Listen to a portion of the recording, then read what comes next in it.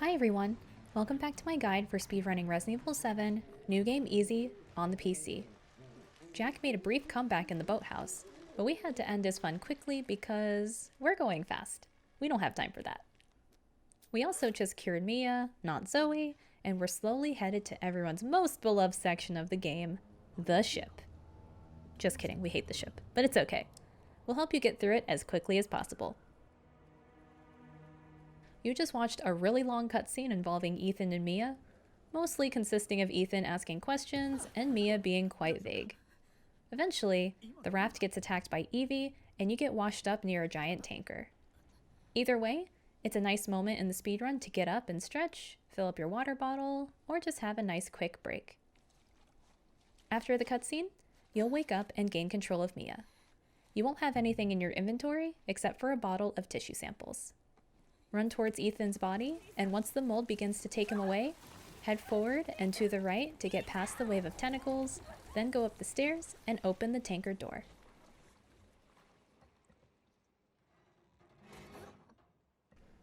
The ship is pretty linear at this part in the speedrun, so there's not a whole lot going on in the beginning. You can tell the section was created purely for tension, atmospheric spooks, and for lore purposes, so we won't be paying too much attention and taking that all in during the speedrun. Make your way up the stairs, and once you get to the room at the top, run towards the back, then turn around once you reach the helmet on the floor. This will spawn a flashback cutscene. There's not much to do during this part, but just make sure you're standing next to the hatch door and make sure your cursor is hovered over this slot in your inventory. Once the cutscene ends, drop into the vent. You'll follow the path ahead and head to the left until you drop down. As you're dropping down the vent, pause, and when the autosave pops up in the top left corner, you'll do a retry. When you retry at this autosave, it'll skip Mia's animation where she stands up after falling.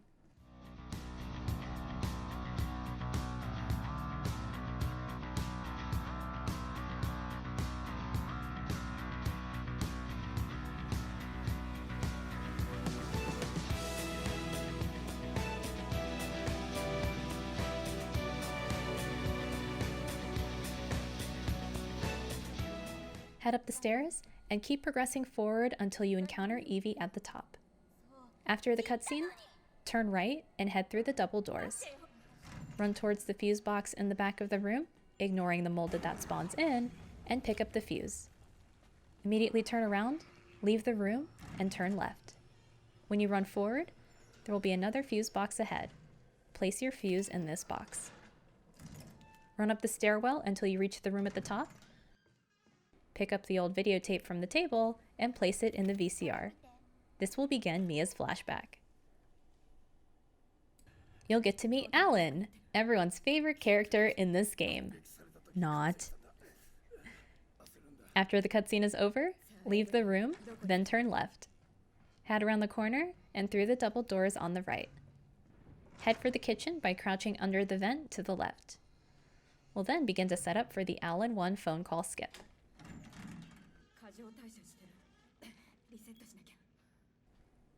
The Alan 1 skip works by triggering the phone call, then running out of range before Mia answers the call. We want to always hit this skip because not only does it save 18 seconds, but when we're on the phone, we can't open doors, open our inventory, nothing. So to make the most optimal use of our time, we always want to hit this skip. We set up the Alan 1 skip by opening the double doors in the kitchen. We'll then want to turn around and stand at maximum distance from the pile of mold. As soon as you interact with the mold, turn around and run out the doors. When Mia puts her watch down, you know that you've completed the skip. Head down the hallway to your right and ignore the molded that spawns in this room.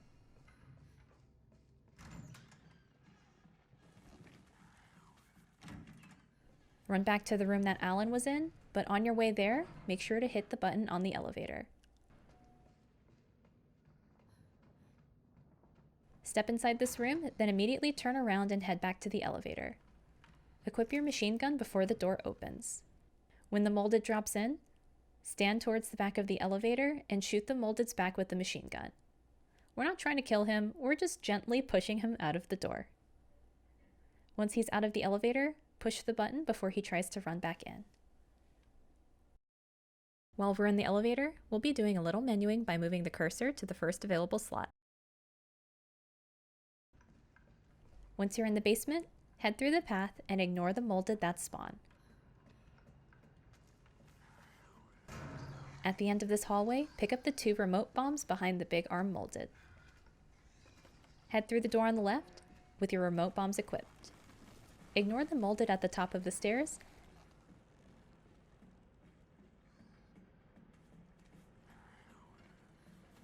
We'll set 1 remote bomb here on the floor, about right here, to set up for the Alan 2 phone call skip. The Alan 2 skip works by detonating a remote bomb while we're on the phone with Alan, pushing us through the double doors and allowing us to progress forward. The Alan 2 skip doesn't let us completely skip the phone call like the Alan 1 skip does. However, we at least get to progress forward, something we normally wouldn't get to do. The skip saves roughly 5 seconds. We already placed a remote bomb down on the ground. You want to make sure it's not too close or too far away, or else the Alan 2 skip will not work. Be sure to not detonate your bomb, which can happen if you accidentally press the reload button. Go to the laundry room, move the screen, then pick up a corrosive. Since we menued to an empty spot earlier, the corrosive should be the first thing selected in your inventory when you use it on the door. Head inside, and an interactive cutscene between Mia and Evie will start to play out. While you're inside the room, you'll want to stay to the left and go around the pillar. When you head around the corner and Mia holds up her watch, turn back around and Evie should spawn, then run away. Head through the door and back to where you placed your remote bomb. Mia will answer a phone call from Alan and will execute the last half of the Alan 2 skip. You'll want to stand close to the door, stop your movement, then hit R to detonate the bomb, then spam F on the door until it opens. Mia will take a small bit of damage, but that's okay. If you fell over and took a lot of damage, you probably didn't halt your movement or stand far enough in front of the bomb. If you didn't take any damage at all, you may have been standing too far away from the bomb or placed it too far. Either way, progress forward and have your second remote bomb equipped and have your camera angled down towards the floor. 2 molded will be in front of you, so you'll want to place the remote bomb on the floor as soon as you're able, then detonate it right away. You'll ideally want to do this without stopping, but if you have to take this part slow, no worries. Just make sure the 2 molded are dead before moving forward. As you're heading back to the elevator, grab these machine gun ammo bullets. Start shooting at the molded as soon as you see him, then run past him to the left. If you're quick enough, you should be able to squeeze by both molded that spawn in this area. When you reach the elevator, press the button. If you didn't kill any molded, they may start creeping around this corner and try to give you a hug. If you have any ammo left, just shoot at their head. Press the button that says 3F and follow the linear path to your left to head back to the stairwell. If you took any damage from the molded downstairs, feel free to use this herb on the table to heal. When the big arm molded appears, just run through his right and progress through the path. Once you're in the clear, head up to the 3rd floor.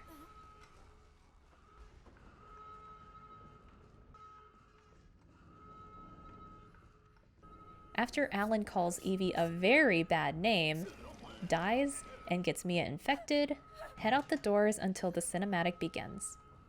Once the cinematic starts, pause the game and skip the cutscene.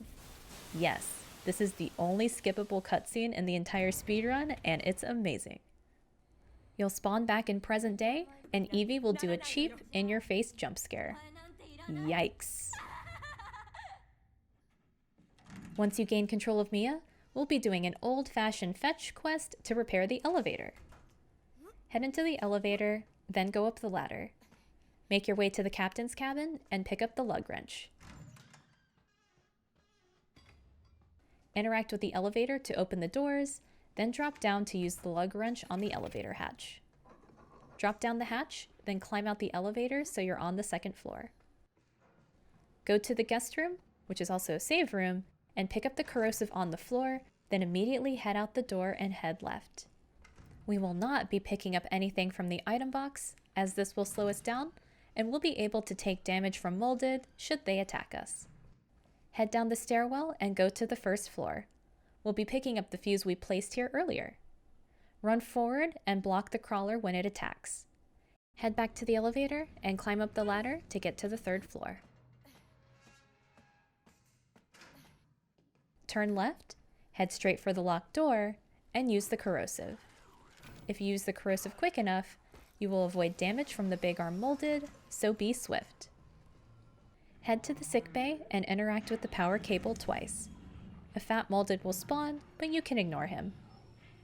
Interact with the power cable again to pick it up, then run out the room, making sure to avoid the fat molded. You'll hear him chase you, but don't worry.